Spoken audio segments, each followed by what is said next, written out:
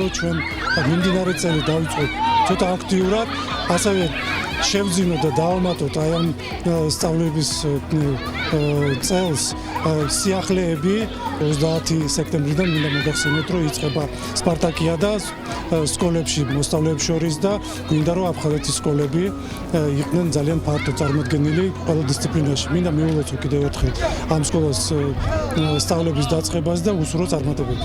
სპორტ გზავნილებით იწყება ჩვენთვის სასწავლო წლის დაწყება, იმიტომ რომ მართლა უმნიშვნელოვანესია სწავლის პარალელურად სპორტული აქტივობა, ჯანსაღი ცხოვრების წესი, ძალიან გახალისდნენ, ძალიან ფერადი, კარგი და კარგი საჩუქრებია. ყველას მადლობა, ვინც ამ საქმეში იყო ჩართული. განათლების მინისტრმა ქალბატონმა ეკა ხოფერიან და მთავრობის თავმჯდომარემ მოგვილოცეს ახალი სასწავლო წლის დაწყება.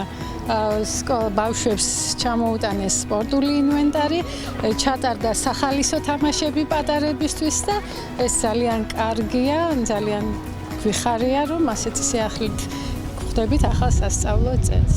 მე ვარ ნია ბერაია, მე ძალიან მიხარია სკოლის დაწყება.